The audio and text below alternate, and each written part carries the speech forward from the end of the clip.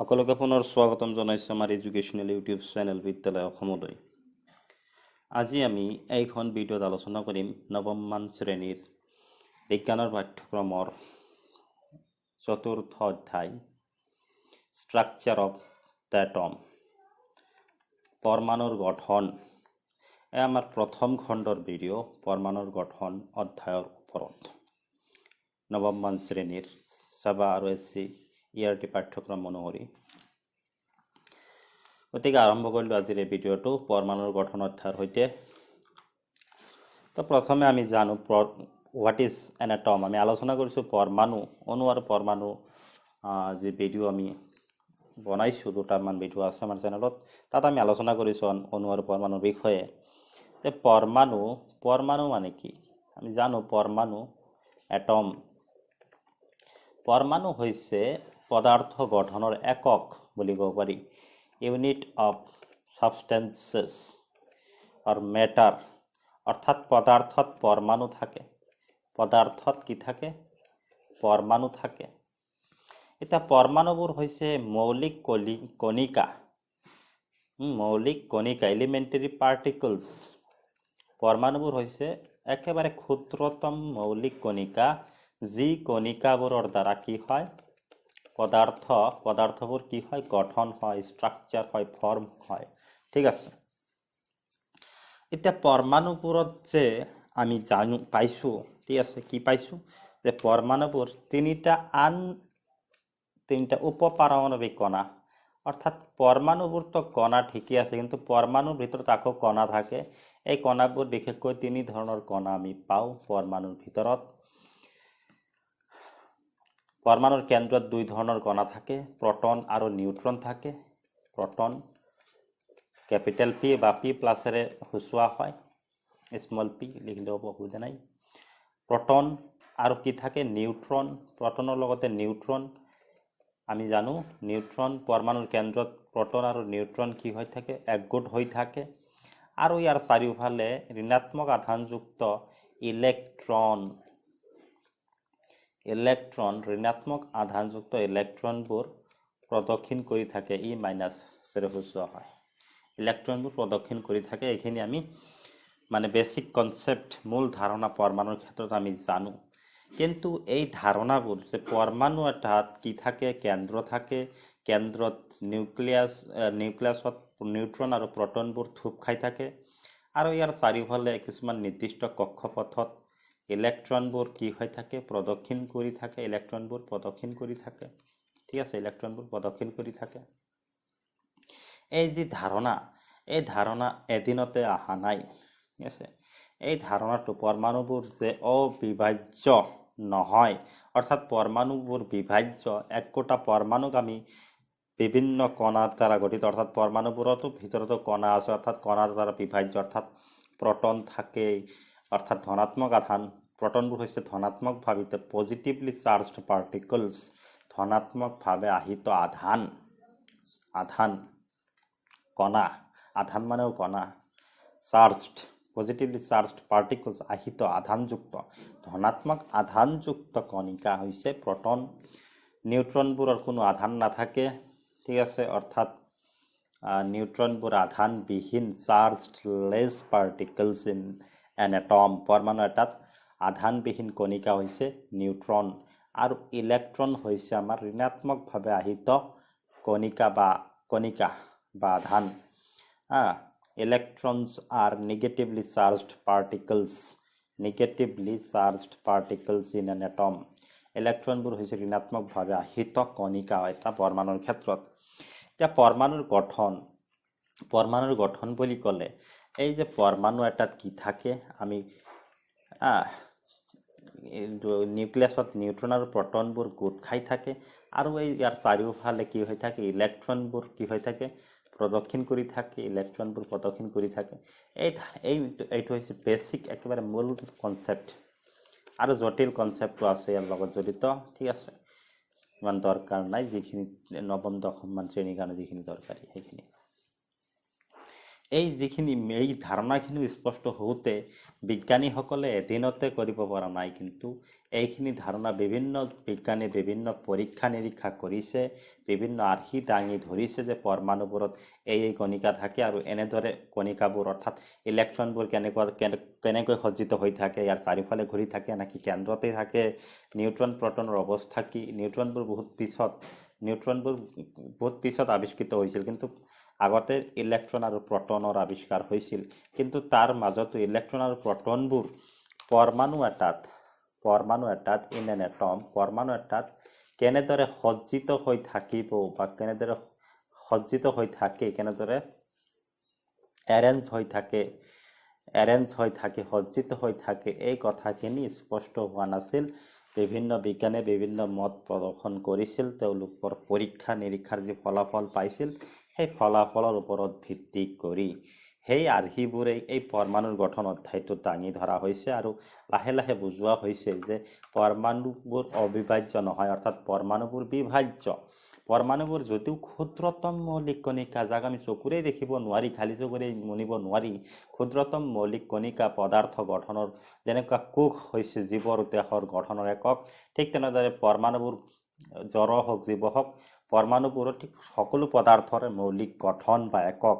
কিন্তু এই পৰমাণুবোৰ যে ইমান ক্ষুদ্ৰ হোৱাৰ পিছতো এই পৰমাণুবোৰ কি নহয়, অবিভাজ্য নহয়, অৰ্থাৎ অবিভাজ্য নহয় মানে কি, ইয়াক ভাগ কৰিব পাৰি, অৰ্থাৎ প্ৰটন নিউট্ৰন ইলেক্ট্ৰনৰ দৰে কণিকাবোৰ আমি পাওঁ পৰমাণুত, অৰ্থাৎ পৰমাণুবোৰ বিভাজ্য বুলিয়ে পাওঁ। কিন্তু ডেল্টনৰ যদি আমি পৰমাণু মতবাদ চাওঁ, 1803 চনত তেওঁ আগবঢ়াইছিল জন ডেল্টনে। তেওঁ প্ৰথমজন বিজ্ঞানী যে পৰমাণু আৰ্হিৰ ওপৰত তেওঁ মন্তব্য আগবঢ়াইছিল, মত আগবঢ়াইছিল জন ডেল্টন। ডেল্টনে কি কৰিছিল, ডেল্টনে তেওঁৰ পৰমাণুৰ তত্ত্ব আগবঢ়াইছিল, এটমিক থিয়ৰী অফ ডেল্টন। আমি ক'ব পাৰোঁ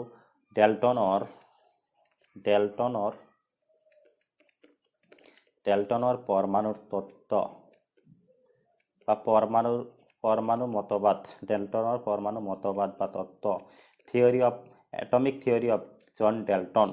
জন ডেল্টন নামৰ বিজ্ঞানীগৰাকী 1803 চনত তেওঁ প্ৰপ'জ কৰিছিল, তেওঁ কৈছিল যে পৰমাণুবোৰ, তেওঁৰ মতে, জন ডেল্টনৰ মতে পৰমাণুৰ যি ধাৰণা আগবঢ়াইছিল, তেওঁ পৰীক্ষা নিৰীক্ষা কৰি যি পাইছিল, গেছৰ মুখখন পৰীক্ষা কৰি যিয়ে পৰীক্ষা কৰিছিল নহয়, তেওঁ কি পাইছিল, কিছুমান সিদ্ধান্তত উপনীত হৈছিল। কি প্ৰথমটো সিদ্ধান্ত, যে পৰমাণুবোৰ যে থাকে, পদাৰ্থত পৰমাণুবোৰ থাকে ঠিকে আছে, পদাৰ্থবোৰ পৰমাণুৰ দ্বাৰা গঠিত, পদাৰ্থবোৰ অতি ক্ষুদ্ৰ পৰমাণু কণিকাৰ দ্বাৰা গঠিত, পৰমাণুৰ দ্বাৰা গঠিত, ঠিক আছে। বেলেগ বেলেগ পদাৰ্থ বেলেগ বেলেগ পৰমাণুৰ দ্বাৰা গঠিত, ঠিক আছে, পৰমাণুৰ দ্বাৰা গঠিত। এতিয়া পৰমাণুবোৰ, জন ডেল্টনে কি কৈছে, পৰমাণুবোৰ যে অতি ক্ষুদ্ৰ ঠিকে আছে। প্ৰথমে জন ডেল্টনৰ মতে কি, পৰমাণুবোৰ কি হয়, পৰমাণুবোৰ অবিভাজ্য। জন ডেল্টনৰ মতে কিন্তু তেওঁ যি পৰীক্ষা কৰি বুজি পাইছে সেইটো আগবঢ়াইছে মন্তব্য। কাৰণ বিজ্ঞানৰ যি তত্ত্ব, আমি ফাইনেল থিয়ৰী যিটো পাওঁ, অৰ্থাৎ অন্তিম তত্ত্ব যিটো সকলোৱে মানি চলে শেষলৈকে, সেয়া আমি পৰৱৰ্তী সময়তহে পাওঁ। আগতে বিজ্ঞানীবোৰে বিভিন্ন পৰীক্ষা নিৰীক্ষা কৰি তাত সফল হ'ব পাৰে, নহ'বও পাৰে। সেইকাৰণে তেওঁলোকৰ তত্ত্বকো গুৰুত্ব দিয়া হয় আৰু সন্মান সহকাৰে গ্ৰহণ কৰা হয়। কাৰণ প্ৰথম অৱস্থাত ভুল হ'লেও সেই তত্ত্বৰ পৰাই লাহে লাহে কি হয়, আচল তত্ত্বটো ওলাই আহে। সেইকাৰণে সকলোকে সন্মান সহকাৰে গ্ৰহণ কৰা হয়। এইটো হ'ল বিজ্ঞানৰ যিটো নীতি। পৰমাণুবোৰ অবিভাজ্য তেওঁৰ মতে, আৰু ইনডেষ্ট্ৰাক্টিবল, যাক ধ্বংস কৰিব নোৱাৰি। পৰমাণুবোৰ অবিভাজ্য আৰু অধ্বংসী বুলি ধৰিলোঁ, কি বুলি ক'ব এইটো, অধ্বংসী নে কি কয়, ইনডেষ্ট্ৰাক্টিবল যাক ধ্বংস কৰিব নোৱাৰোঁ, অবিভাজ্য আৰু অধ্বংসী বুলি ক'ব নে কি ক'ব, তোমালোকে শব্দটো ওলাই ল'বা, মই কনফিউজ লাগি আছে, অসমীয়াত শব্দটো পোৱা নাই বিচাৰি। ইনডেষ্ট্ৰাক্টেবল, যাক পৰমাণুবোৰ জন ডেল্টনৰ মতে অবিভাজ্য মানে কি সৰু একেবাৰে ক্ষুদ্ৰতম পৰমাণুবোৰ যে আমি পাওঁ পদাৰ্থৰ ভিতৰত, পৰমাণুবোৰ কেনেকৈ সজ্জিত হৈ থাকে এইটো পিছৰ কথা, কিন্তু পৰমাণুবোৰ যে আমি পাওঁ এই পৰমাণুবোৰ তেওঁৰ মতে অবিভাজ্য, অৰ্থাৎ এই পৰমাণুবোৰত কোনো সাব এটমিক বা উপপাৰমাণৱিক কণা নাই, অৰ্থাৎ পৰমাণুৰ ভিতৰত আন কোনো কণিকাই নাই, পৰমাণুবোৰেই হৈছে কণিকা আৰু বেলেগ কণিকা নাই ভিতৰত, পৰমাণুৰ ভিতৰত অন্তৰ্ভাগত। অৰ্থাৎ উপপাৰমাণৱিক কণা নাই বুলি, sub atomic, there is no any subatomic particles in an atom according to John Dalton's atomic theory. জন ডেল্টনৰ পৰমাণুৰ তত্ত্ব মতে কি পৰমাণুবোৰ অবিভাজ্য, অৰ্থাৎ পৰমাণুবোৰৰ কোনো উপপাৰমাণৱিক কণা নাথাকে, অৰ্থাৎ পৰমাণুবোৰেই কণা আৰু ভিতৰত একো কণা নাই, আৰু পৰমাণুবোৰ ধ্বংস কৰিব নোৱাৰি, ইনডেষ্ট্ৰাক্টেবল। ঠিক আছে। দ্বিতীয়তে তেওঁ পৰমাণুবোৰ সকলোবোৰ যি পদাৰ্থ অৰ্থাৎ মেটাৰ পদাৰ্থ পায়, পদাৰ্থবোৰ পৰমাণুৰ দ্বাৰা গঠিত, পদাৰ্থবোৰ কি হয় পৰমাণুৰ দ্বাৰা গঠিত, তেওঁ কৈছে যে পদাৰ্থবোৰ পৰমাণুৰ দ্বাৰা গঠিত। ঠিক আছে। তেতিয়াতে এই পদাৰ্থবোৰ পৰমাণুৰ দ্বাৰা গঠিত, এতিয়া বেলেগ বেলেগ পদাৰ্থত কি হয়, বেলেগ বেলেগ পদাৰ্থৰ ক্ষেত্ৰত কি হয়, বেলেগ বেলেগ পদাৰ্থৰ ক্ষেত্ৰত পৰমাণুবোৰো বেলেগ বেলেগ, একে পৰমাণু নহয়, বেলেগ পদাৰ্থ বেলেগ পৰমাণু, বেলেগ বেলেগ পদাৰ্থত বেলেগ বেলেগ পৰমাণুৰ দ্বাৰা গঠিত, আৰু পদাৰ্থবোৰত পৰমাণুৰ যি ভৰ থাকিব, ভৰ আৰু অনুপাতো বেলেগ, পৰমাণুৰ সংখ্যা আৰু ভৰো বেলেগ বেলেগ, পদাৰ্থ সাপেক্ষে বেলেগ বেলেগ পদাৰ্থত বেলেগ বেলেগ ধৰণৰ পৰমাণু থাকে আৰু বেলেগ বেলেগ পৰমাণুৰ সংখ্যা থাকে। এইটো হ'ল জন ডেল্টনৰ পৰমাণুৰ ধাৰণা। লগতে তেওঁ কি কৈছিল যে আমি মৌল জানো, মৌলবোৰ কি পৰমাণুৰ দ্বাৰা গঠিত। ঠিক আছে, মৌলবোৰ পৰমাণুৰ দ্বাৰা গঠিত, এলিমেণ্টছ, মৌলবোৰ মৌলিক পদাৰ্থ, মৌলবোৰ পৰমাণুৰ দ্বাৰা গঠিত। এতিয়া বেলেগ বেলেগ মৌলত বেলেগ বেলেগ পৰমাণু থাকিব, যেতিয়া মৌলটোই বেলেগ হ'ব তেতিয়া পৰমাণুও বেলেগ হ'ব, আৰু পৰমাণুৰ সংখ্যা আৰু ভৰো বেলেগ বেলেগ হ'ব জন ডেল্টনৰ মতে। আৰু কি জন ডেল্টনে কৈছিল, যে জন ডেল্টনে কি কৈছিল, কি হয় মৌলবোৰে যৌগ গঠন কৰে, হয় না, মৌলবোৰে কি কৰে, যৌগ গঠন কৰে। আমি জানো মৌলৰ পৰা আমি যৌগ পাওঁ, দুই বা ততোধিক মৌল একেলগে ৰাসায়নিক বিক্ৰিয়াত সংযোজিত হ'লে বা ইলেক্ট্ৰন ভাগ বতৰা বা আদান প্ৰদান কৰিলে কি হয়, যৌগ উৎপন্ন হয়, যৌগ। জন ডেল্টনে যৌগৰ ধাৰণা আগবঢ়াইছে। তেওঁৰ মতে যৌগবোৰ উৎপন্ন হয় বেলেগ বেলেগ পৰমাণুৰ মাজত হোৱা সংযোজনৰ ফলত। ঠিক আছে, এক নিৰ্দিষ্ট অনুপাতত সংযোজন ঘটে, নিৰ্দিষ্ট ভৰ সাপেক্ষে সংযোজন ঘটে। কিন্তু এতিয়া যৌগ গঠনৰ পিছত যৌগৰ যদি কি হয়, ডিকম্পজিশ্যন হয়, অৰ্থাৎ যৌগ যদি আকৌ বিভাজিত হৈ যায়, বিভাজন হোৱাৰ পিছতো কিন্তু কি হয়, আমাৰ যি পৰমাণু থাকিব, অৰ্থাৎ তেওঁৰ মতে পৰমাণুবোৰ অবিভাজ্য, অৰ্থাৎ পৰমাণুৰ আৰু বেলেগ কণা নাই, পৰমাণুবোৰেই ক্ষুদ্ৰতম কণিকা জন ডেল্টনৰ মতে। এই কণাবোৰৰ কোনো পৰিৱৰ্তন নঘটে সংখ্যাৰ, যৌগ গঠনৰ পিছত যদি আকৌ বিভাজিত হৈ যায়, অৰ্থাৎ যৌগবোৰ ভাঙি মৌললৈ পৰিৱৰ্তন হয়, তথাপিও এই পৰমাণুৰ সংখ্যা কি হৈ থাকিব, বেলেঞ্চ হৈ থাকিব, অৰ্থাৎ একে থাকিব। অৰ্থাৎ পৰমাণুবোৰক আমি সৃষ্টিও কৰিব নোৱাৰি, পৰমাণুবোৰ জন ডেল্টনৰ ধাৰণাৰ মতে পৰমাণুবোৰ কি সৃষ্টিও কৰিব নোৱাৰি, তেওঁৰ ধাৰণা বহুতখিনি শুদ্ধ, কিন্তু তথাপিও আহোৱা আছে, পৰমাণুবোৰ সৃষ্টিও কৰিব নোৱাৰি আৰু ধ্বংসও কৰিব নোৱাৰি। এইটো হ'ল atoms cannot be created or destructed. যেতিয়া যৌগ গঠন কৰে পৰমাণুবোৰে এক নিৰ্দিষ্ট অনুপাতত আৰু ভৰ সাপেক্ষে বেলেগ বেলেগ যৌগ গঠন কৰে, এতিয়া যৌগবোৰ যেতিয়া বিয়োজিত হৈ যাব বা ভাঙি যাব, ডিকম্প'জ হৈ যাব, তেতিয়া কিন্তু পৰমাণুবোৰ তাত কি হৈ থাকে, পৰমাণুবোৰো মানে পৰিৱৰ্তন নঘটে, পৰমাণুৰ যি সংখ্যা, number of atoms R unchanged, always unchanged, সদায় একেই থাকিব, পৰিৱৰ্তন নহ'ব। এইখিনি আছিল জন ডেল্টনৰ পাৰমাণৱিক তত্ত্ব। এতিয়া জন ডেল্টনৰ পাৰমাণৱিক তত্ত্ব সম্পূৰ্ণৰূপে শুদ্ধ নহয়। ঠিক আছে, সম্পূৰ্ণৰূপে শুদ্ধ নহয়, জন ডেল্টনৰ বহুতখিনি আহোৱা আছে। তাৰ মাজত পৰৱৰ্তী সময়ত জন ডেল্টনৰ পাৰমাণৱিক তত্ত্ব মানে গ্ৰহণযোগ্য নাছিল, কাৰণ আছে এইখিনি আমি আলোচনা কৰিম। আগতে অলপ কেইটামান পেজ ল'ব লাগিব, পেজ শ্বৰ্ট হৈ গৈছে। গতিকে ডেল্টনে যি পৰমাণুৰ ওপৰত মত আগবঢ়াইছিল, তত্ত্ব আগবঢ়াইছিল, ডেল্টনে যি পৰমাণুৰ ওপৰত কি তত্ত্ব আগবঢ়াইছিল, এই পৰমাণু তত্ত্ব পৰৱৰ্তী সময়ত গ্ৰহণযোগ্য নাথাকিল। তাৰ কাৰণটো হৈছে ডেল্টনে কি বুলি কৈছিল, পৰমাণু এটাক অবিভাজ্য বুলি কৈছিল। অবিভাজ্য, ঠিক আছে,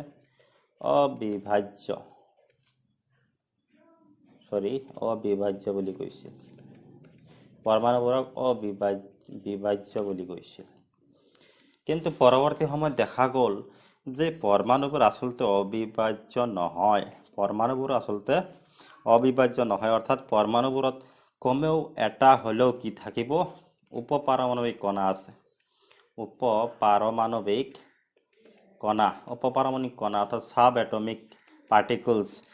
অৰ্থাৎ আমি জানো ইলেক্ট্ৰন, প্ৰটন আৰু নিউট্ৰন থাকে, সেইবোৰক কোৱা হয় সাব এটমিক পাৰ্টিকলছ, উপপাৰমাণৱিক কণা। গতিকে পৰমাণুত কমেও এবিধ হ'লেও উপপাৰমাণৱিক কণা আছে বুলি বিজ্ঞানীসকলে পৰৱৰ্তী সময়ত যি পৰীক্ষা কৰে তাৰ পৰা থিৰাং কৰে। অৰ্থাৎ ডেল্টনৰ যি পৰমাণু তত্ত্ব কি হয়, পিছলৈ অগ্ৰাহ্য হৈ পৰে। তাৰ কাৰণটো হৈছে ডেল্টনে পৰমাণুবোৰক অবিভাজ্য বুলি কৈছিল। অৰ্থাৎ পৰমাণুবোৰ ক্ষুদ্ৰতম কণিকা, ইয়াৰ কোনো বিভাজন নাই। অৰ্থাৎ পৰমাণুবোৰৰ আৰু কোনো বেলেগ কণা নাথাকে পৰমাণুবোৰত। কিন্তু পৰৱৰ্তী সময়ত হোৱা যে পৰীক্ষা নিৰীক্ষা কৰিছিল বিজ্ঞানীসকলে, তাৰ পৰা আমি কি পাওঁ যে পৰমাণুবোৰ আচলতে বিভাজ্য। পৰমাণুবোৰত কমেও এবিধ হ'লেও কি থাকিব, উপপাৰমাণৱিক কণা থাকিব। ঠিক আছে।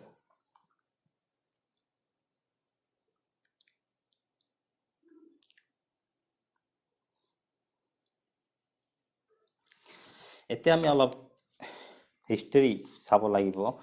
1900 চনলৈকে 1900 চনলৈকে কি হৈ আছিল, 1900 চনলৈকে এইটো কি হৈছিল, জনা গৈছিল যে পৰমাণুবোৰ সৰল অবিভাজ্য কণা নহয়। সৰল আৰু অবিভাজ্য কণা নহয় পৰমাণুবোৰ। অৰ্থাৎ পৰমাণুবোৰ বিভাজ্য। যেনেকৈ আমি আলোচনা কৰিলোঁ অলপ আগতে যে পৰমাণুবোৰত কমেও এক প্ৰকাৰৰ বা এবিধ হ'লেও কি আছে, উপপাৰমাণৱিক কণা আছে। অৰ্থাৎ পৰমাণুবোৰ বিভাজ্য। ঠিক আছে। এই ক্ষেত্ৰত বিজ্ঞানী জে থমছনৰ ভূমিকা আছে, ভূমিকা অতি গুৰুত্বপূৰ্ণ। বিজ্ঞানী জে থমছন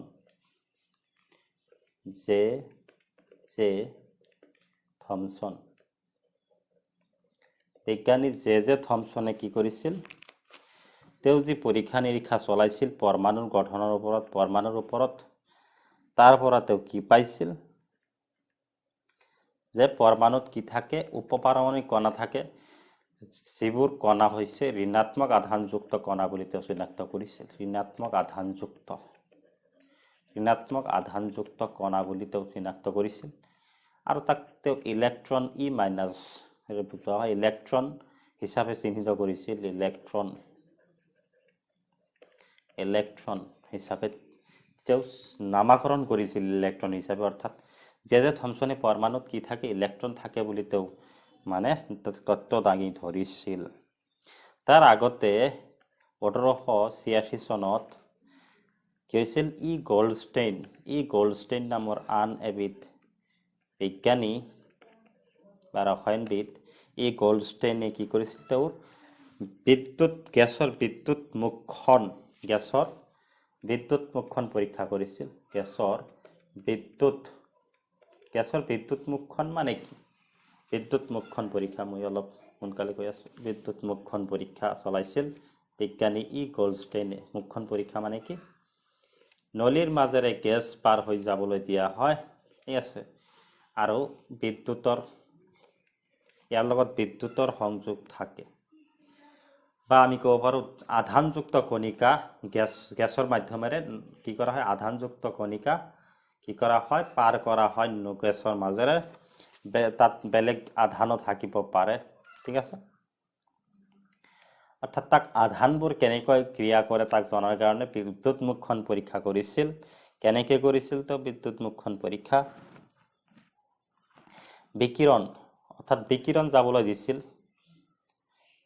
বিকিৰণ গেছৰ মাজেৰে বিকিৰণ যাব দিছিল বিকিৰণ মানে কি পোহৰ ৰশ্মিৰ বিকিৰণ উপস্থিতিত তেওঁ এক নতুন যি বিদ্যুৎ মুখখন পৰীক্ষা কৰিছিল বিদ্যুৎ মুখখন পৰীক্ষা কৰিছিল তাত এই গেছৰ পৰীক্ষাটোত এক নতুন বিকিৰণ উপস্থিতি পাইছিল তাত নতুন বিকিৰণ বেলেগ বেলেগ বিকিৰণ থাকে তাত কিন্তু নতুন এক ধৰণৰ বিকিৰণ বা ৰেডিয়েশ্যন তো লক্ষ্য কৰিছিল পৰীক্ষাটোত আৰু এই বিকিৰণ বা ৰশ্মিক তেওঁ নাম দিছিল কেনেল ৰে বা কেনেল ৰশ্মি বুলি তেওঁ নামকৰণ কৰিছিল ঠিক আছে তো এই পৰীক্ষাৰ অন্তত যি পৰীক্ষা কৰিছিল গোল্ডষ্টেইনে 1886 চনত এই পৰীক্ষাৰ অন্তত কি হৈছিল আন এবিধ উপপাৰমাণৱিক কণা অৰ্থাৎ উপপাৰমাণৱিক কণা তেওঁ অৰ্থাৎ পৰমাণুত কি থাকে অপপাৰমাণৱিক কণা থাকে আন এবিধ উপপাৰমাণৱিক কণা ইতিমধ্যে আৱিষ্কাৰ কৰিছিল ইলেক্ট্ৰন আৱিষ্কাৰ হোৱাৰ আগতে জে থমছনৰ দ্বাৰা গোল্ডষ্টেইনে সেই উপপাৰমাণৱিক কণা আৱিষ্কাৰ কৰিছিল আৰু এই তেওঁ লক্ষ্য কৰিছিল যে এই যে উপপাৰমাণৱিক কণা যে পোৱা যায় উপপাৰমাণৱিক কণা এই কণা হৈছে কি ইয়াৰ ধৰ্ম কেনেকুৱা আধানযুক্ত আছিল ঠিক আছে আধানযুক্ত আছিল এই আধানযুক্ত আছিল অৰ্থাৎ আধানবিহীন নহয় আধানযুক্ত কণা আছিল ঠিক আছে আধানযুক্ত কণা আছিল আৰু বিজ্ঞানী গোল্ডষ্টেইনে কি লক্ষ্য কৰিছিল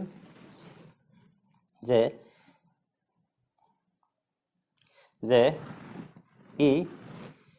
এই আধানবোৰ কি হয় ইলেক্ট্ৰন যে পাওঁ আমি ইলেক্ট্ৰনৰ মানৰ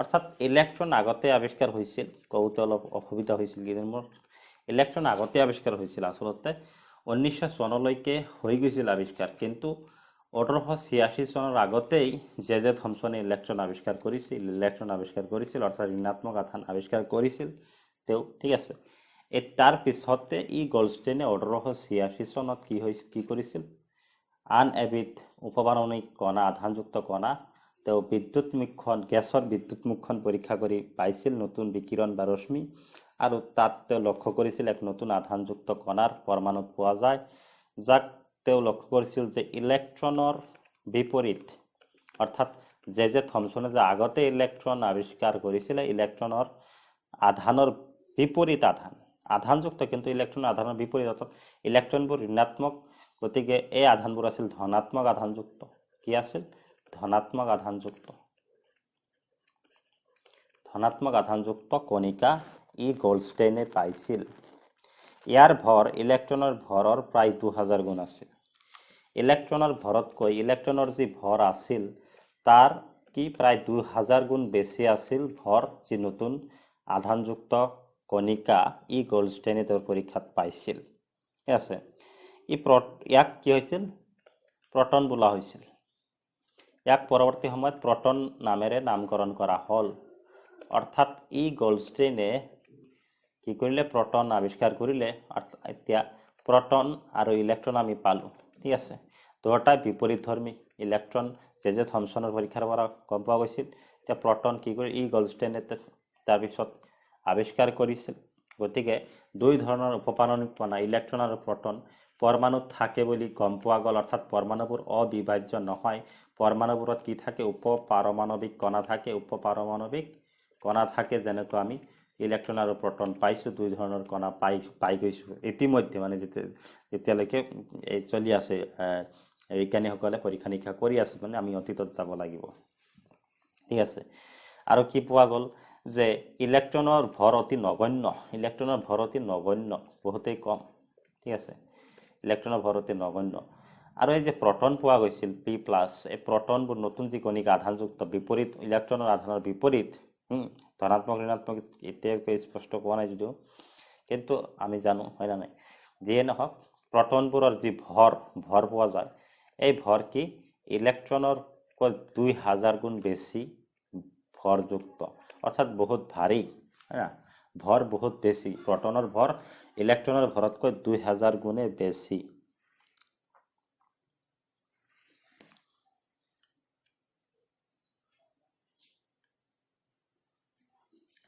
আৰু কি দেখা গৈছিল এই পৰীক্ষাবোৰৰ পৰা পৰৱৰ্তী সময়ত কি পোৱা গৈছিল পৰীক্ষা নিৰীক্ষাৰ পৰা এই গল্ডষ্টেইনৰ যি পৰীক্ষা আছিল তেওঁলোকৰ থমসনৰ পৰীক্ষা কৰিছিল তেওঁলোকৰ পৰীক্ষাৰ পৰা কি দেখা গৈছিল পৰৱৰ্তী সময়ত যে প্ৰটন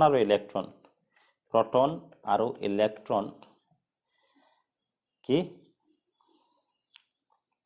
এই দুই ধৰণৰ আধান বিপৰীতমুখী আধান কিন্তু বিপৰীতমুখী আধান হলো আধানৰ যি মান আধানৰ মান value of charged amount of charged আধানৰ মান কিন্তু সমান দুটাৰ ক্ষেত্ৰত আধানৰ মান কিন্তু সমান অৰ্থাৎ পৰমাণু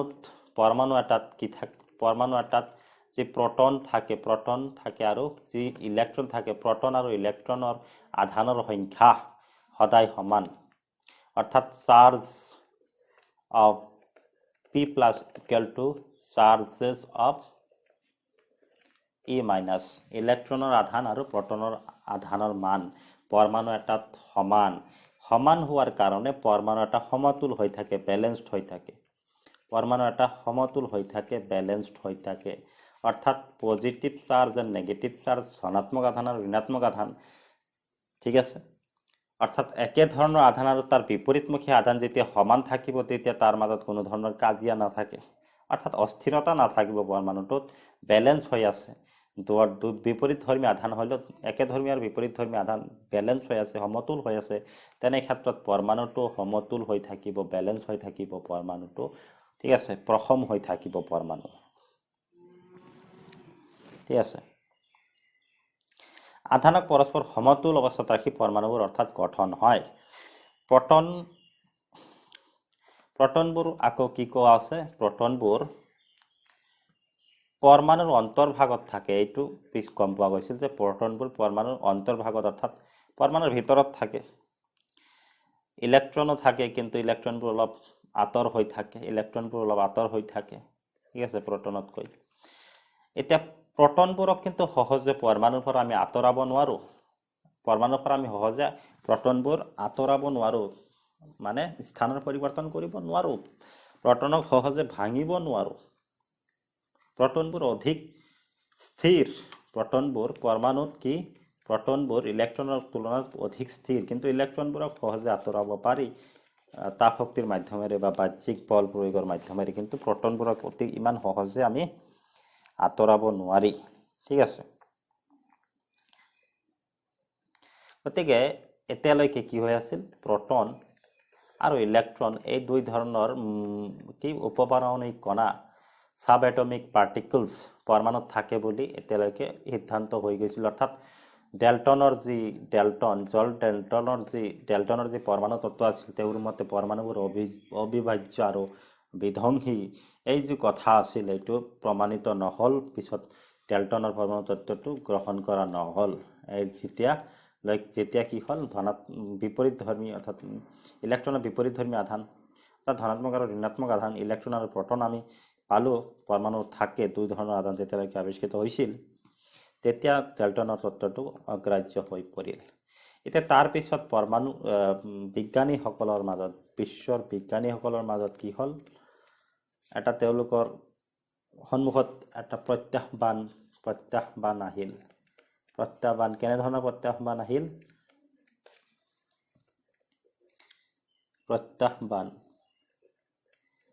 তেওঁলোকৰ মাজত এটা প্ৰত্যাহ্বান আহিল কি প্ৰত্যাহ্বান আহিল ঠিকই আছে বুজা গল যে পৰমাণুবোৰ কি হয় কিছুমান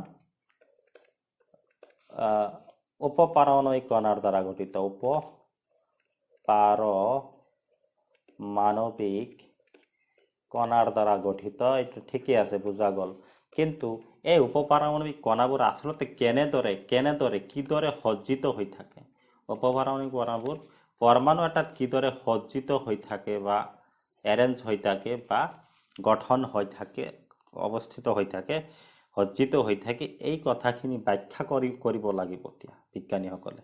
ঠিক আছে, এতিয়া এই ব্যাখ্যা কৰিবলৈ গৈ বিভিন্ন বিজ্ঞানীয়ে বিভিন্ন আৰ্হি মডেল অফ এটম, অৰ্থাৎ তেওঁলোকৰ মতে পৰমাণুবোৰ এনেকুৱা, বেলেগ বেলেগ বিজ্ঞানীৰ মতে পৰমাণুবোৰৰ আৰ্হি অলপ বেলেগ বেলেগ ধৰণে তেওঁলোকে আগবঢ়াইছে।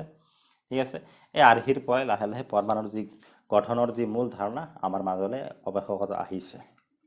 তা পোনপ্ৰথমে পৰমাণুৰ আৰ্হিৰ ক্ষেত্ৰত যিজন বিজ্ঞানীৰ ভূমিকা আছে সেইজন হ'ল জে থমছন, যিজন ইলেক্ট্ৰনৰ আৱিষ্কাৰৰ ক্ষেত্ৰত গুৰুত্বপূৰ্ণ ভূমিকা পালন কৰিছিল, জে থমছন, যাক থমছনৰ পৰমাণুৰ আৰ্হি বুলি কোৱা হয়। গতিকে আজিৰ ভিডিঅ'টোত আমি থমছনৰ পৰমাণুৰ আৰ্হি আলোচনা কৰিম। ঠিক আছে, থমছনৰ পৰমাণুৰ আৰ্হি, থমছনছ মডেল অফ এটম, অৰ্থাৎ থমছনে পৰমাণু গঠনৰ কেনেকুৱা ধৰণৰ মডেলটো আগবঢ়াইছিল। ঠিক আছে, আমি পালোঁ ইতিমধ্যে পৰমাণুবোৰ অবিভাজ্য নহয় বুলি পাইছোঁ, অৰ্থাৎ পৰমাণুবোৰ বিভাজ্য।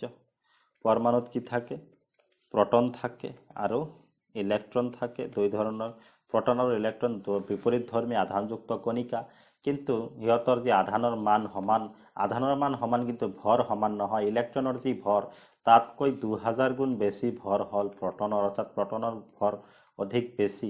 প্ৰটনবোৰক সহজে আমি আঁতৰাব নোৱাৰি পৰমাণুৰ পৰা, কিন্তু ইলেক্ট্ৰনবোৰক সহজে আঁতৰাব পাৰি, তাৰ পৰা স্থানান্তৰ কৰিব পাৰি, ভাঙিব পাৰি। ঠিক আছে, এইখিনি তথ্য আমি জানিলোঁ। এতিয়া বিজ্ঞানী থমছন, জে থমছনে তেওঁৰ পৰমাণুৰ এটি আৰ্হি দাঙি ধৰিছে, মডেল দাঙি ধৰিছে যে এনেকুৱাভাৱে পৰমাণু এটা গঠনটো এনেকুৱা থাকে। এই আৰ্হিটো তেওঁ খ্ৰীষ্টমাছ পুডিং আৰ্হি বুলি কোৱা হয়, খ্ৰীষ্টমাছ পুডিং। তো খ্ৰীষ্টমাছ পুডিঙৰ দৰে তেওঁ আৰ্হি দিছিল। খ্ৰীষ্টমাছ পুডিং হৈছে এক ধৰণৰ মানে কেকৰ নিচিনা ক'ব পাৰা, লাইক কেক, এক ধৰণৰ খাদ্য সামগ্ৰী য'ত কি হৈ থাকে, মানে গোলাকাৰভাৱে বনোৱা হয় আৰু তাত কিচমিচৰ দৰে বেলেগ বেলেগ শুকান ফল এনেদৰে সজ্জিত হৈ থাকে, যিদৰে আমি তৰমুজ এটাৰ দৰেও এই গঠনটোক আমি তৰমুজ এটাৰ দৰেও আমি ৰিজাব পাৰোঁ সহজতে বুজাৰ কাৰণে।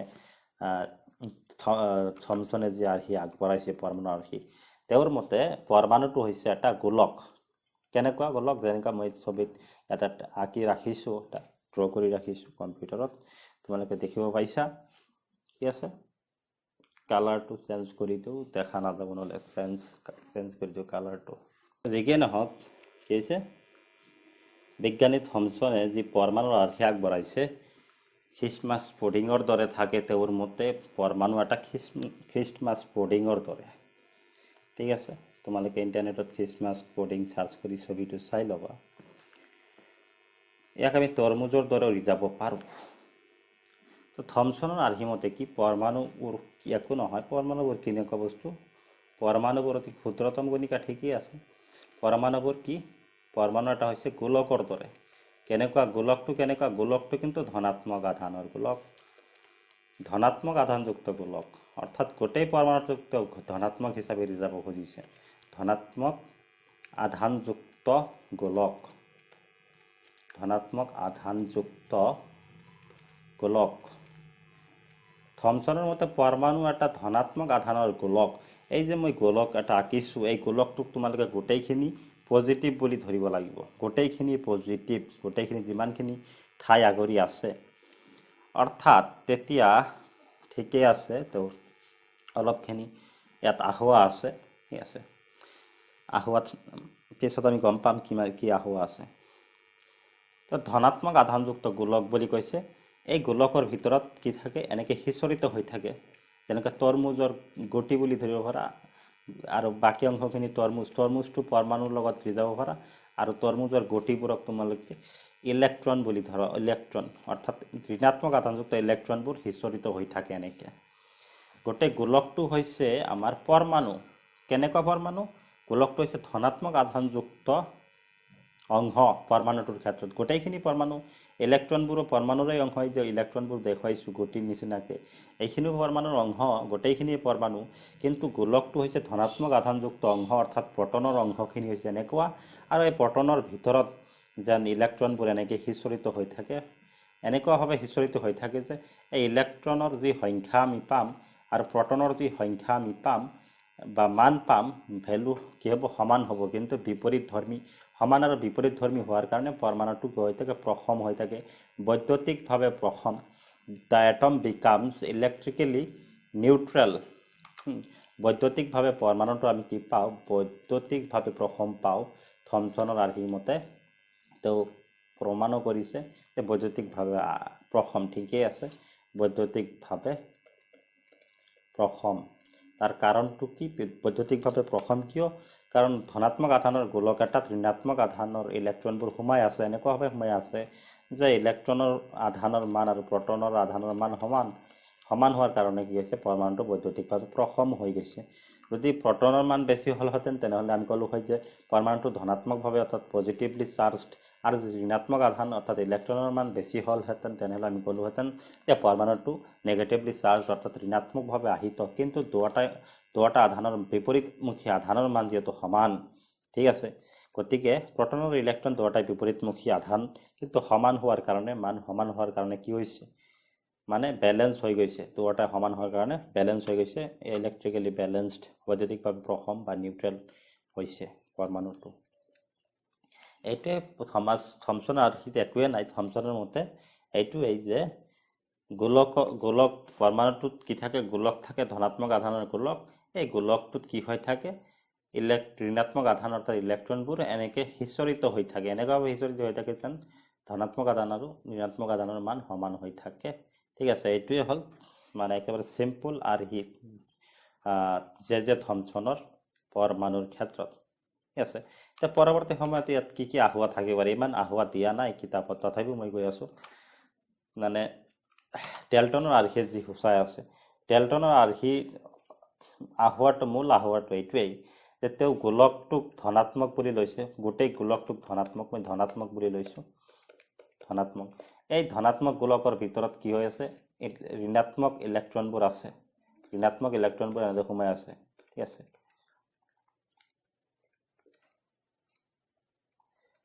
গোলকটোৱেই হৈছে মানে গোলকৰ পৃষ্ঠ বুলি ল'লোঁ এনেকৈ গোটেইখিনি গোলক হৈছে পজিটিভলি চাৰ্জ অৰ্থাৎ প্ৰটন এই প্ৰটনৰ ভিতৰতে ইলেক্ট্ৰনবোৰ সোমাই আছে কিন্তু বাস্তৱতে কেনেকুৱা নহয় পৰমাণুত প্ৰটন আৰু নিউট্ৰনবোৰহে একেলগে থাকে প্ৰটন আৰু ইলেক্ট্ৰনবোৰ কেতিয়াও একেলগে নাথাকে ইলেক্ট্ৰনবোৰ বহুত দূৰত কি হৈ থাকে নিউক্লিয়াছৰ চাৰিওফালে পৰমাণুৰ কেন্দ্ৰৰ চাৰিওফালে প্ৰদক্ষিণ কৰি থাকে এক নিৰ্দিষ্ট কক্ষপথত প্ৰদক্ষিণ কৰি থাকে কিন্তু প্ৰটনৰ ভিতৰত এনেকৈ ইলেক্ট্ৰনবোৰ সোমাই নাথাকে যিদৰে জে থমছনে আৰ্হিৰ মতে জে থমছনে যি মন্তব্য আগবঢ়াইছে যে ধনাত্মক আধানৰ গোলক এটাত ঋণাত্মক আধানবোৰ বা ইলেক্ট্ৰনবোৰ সোমাই থাকে এনেদৰে পৰমাণুৰ এটা গঠনটো এনেকুৱা দেখাত এনেকুৱা ঠিক আছে এইবোৰ আহোৱা আছে কিছুমান আহোৱা আছে গতিকে পৰৱৰ্তী সময়ত যে থমছনৰ যে আৰ্হি পৰমাণুৰ আৰ্হি এয়াও গ্ৰহণযোগ্য নহয় এয়াও পিছলৈকে কি কৰা হয় ৰিজেক্ট কৰা হয় অগ্ৰাহ্য কৰা হয়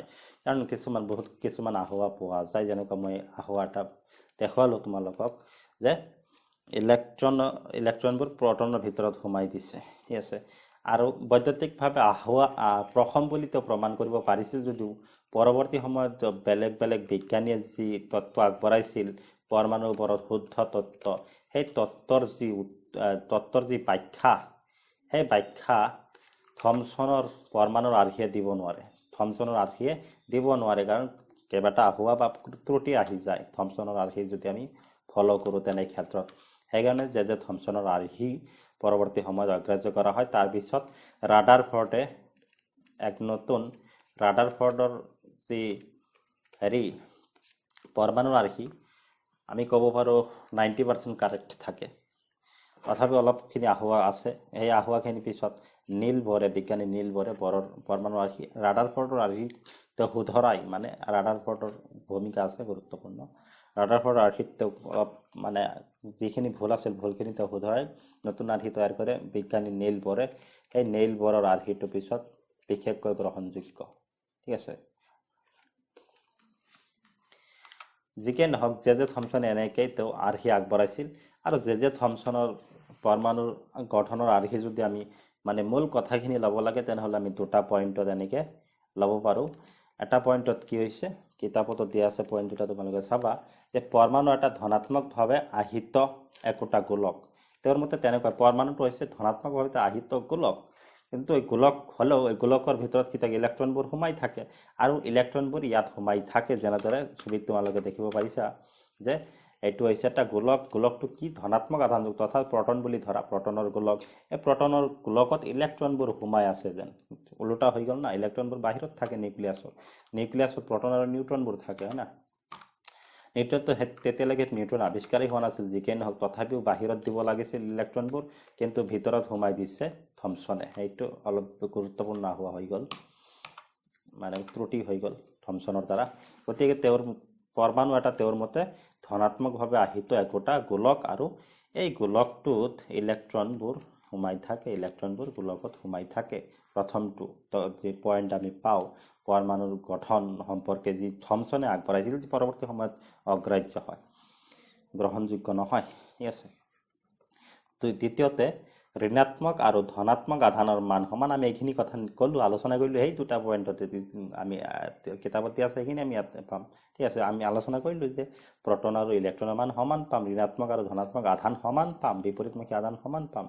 সেইবাবে পৰমাণু এটা বৈদ্যুতিকভাৱে সমান হোৱাৰ কাৰণেই পজিটিভ চাৰ্জ আৰু নেগেটিভ চাৰ্জ যেতিয়া সমান হ'ব, অৰ্থাৎ প্ৰটন এণ্ড ইলেক্ট্ৰনৰ মান যিহেতু সমান, গতিকে সমান হ'লে কি হ'ব, বৈদ্যুতিকভাৱে আহিত কেতিয়া ক'ব, ইলেক্ট্ৰিকেলি চাৰ্জ কেতিয়া হ'ব, যেতিয়া প্ৰটনৰ মান বেছি থাকিব তাক আমি পজিটিভ বুলি ধৰিম, পজিটিভ। যেতিয়া ইলেক্ট্ৰনৰ মান বেছি থাকিব তেতিয়া আমি নেগেটিভ বুলি ধৰিম। যেনেকুৱা আমি বিদ্যুতৰ ক্ষেত্ৰত কি পাওঁ, পজিটিভ আৰু নেগেটিভ দুটা অংশ পাওঁ, তাৰৰ ক্ষেত্ৰত ঠিক তেনেকুৱাই। কিন্তু যিহেতু সমান, প্লাছ আৰু মাইনাছ সমান যদি হয়, অৰ্থাৎ প্ৰটন আৰু ইলেক্ট্ৰনৰ মান সমান হ'লে তেতিয়াতো প্ৰসম হৈ যাব, সমান হ'লেতো কোনো আধান বেছি নাথাকিল। গতিকে আমি ইয়াক পজিটিভো ক'ব নোৱাৰিম, ধনাত্মকভাৱে আহিত কৰি ক'ব নোৱাৰিম, নেগেটিভলি আহিত চাৰ্জড বুলি ক'ব নোৱাৰিম, ঋণাত্মকভাৱে আহিত ক'ব নোৱাৰিম। আমি ক'ব লাগিব বৈদ্যুতিকভাৱে প্ৰসম, electrically neutral. The atom is electrically neutral. পৰমাণুবোৰ হৈছে বৈদ্যুতিকভাৱে প্ৰসম, যিটো সত্য, আৰু থমছনে সেয়া প্ৰমাণ কৰিও দেখুৱাইছিল। এইটো তথ্য আৰু থমছনৰ আৰ্হিৰ পৰা আমি শুদ্ধ তথ্য পাইছোঁ। কিন্তু বাকী যিবোৰ তথ্য আছে যে ভিতৰত সোমাই থাকে ইলেক্ট্ৰনবোৰ আৰু বেলেগ বেলেগ তথ্যবোৰ গ্ৰহণযোগ্য নহয়, পিছত পৰৱৰ্তী সময়ত এইবোৰ অগ্ৰাহ্য হয়। যিকে নহওক আজি আমি জানিলোঁ থমছনৰ পৰমাণুৰ আৰ্হি, গঠনৰ আৰ্হি। তাৰপিছত আমি আলোচনা কৰিম ৰাদাৰফৰ্ডৰ, অলপ জটিল আছে, ৰাদাৰফৰ্ডৰ ভালদৰে আলোচনা কৰিব লাগিব। লগতে নেইল বৰে কেনেকৈ ৰাদাৰফৰ্ডৰ যি ভুল অলপ আছিল ৰাদাৰফৰ্ডৰ আৰ্হিত, সেইখিনি কেনেদৰে মানে পৰৱৰ্তী সময়ত নেইল বৰে সেইখিনি কি কৰে শুধৰাই আৰু নতুন এটা আৰ্হি দাঙি ধৰে, গ্ৰহণযোগ্য, মানে সৰহভাগ ক্ষেত্ৰত গ্ৰহণযোগ্য নেইল বৰে আৰ্হি দাঙি ধৰে পৰমাণুৰ, সেইখিনি আমি জানিম। আৰু বহুখিনি কথা আছে ইয়াত, সযোজ্যতা কি, সমভাৰী কি, আইচটপ এণ্ড আইচবাৰ্ছ, এইবোৰ সমস্থানিক আৰু সমভাৰী ইত্যাদি বিষয়বোৰ এই পাঠটোত সোমাই আছে। এইবোৰ বিষয়বস্তু আমি লাহে লাহে আলোচনা কৰিম, ভিডিঅ'টো অধিক দীঘলীয়া হৈ যাব। আজি কাৰণে এইখিনি, সকলোকে ধন্যবাদ জনাইছোঁ। ভিডিঅ'বোৰ সকলোকে অনুৰোধ জনাইছোঁ বন্ধুসকলৰ লগত শ্বেয়াৰ কৰিবলৈ, আৰু আমাৰ লগত জড়িত হৈ থকাৰ কাৰণে চেনেলটো ছাবস্ক্ৰাইব কৰি দিবা, লগতে বেল আইকনটো প্ৰেছ কৰি দিবা, যাতে নতুন ভিডিঅ' আপলোড হোৱাৰ লগে লগে তোমালোকে নটিফিকেশ্যন পাই যোৱা। ধন্যবাদ, জয় অসম।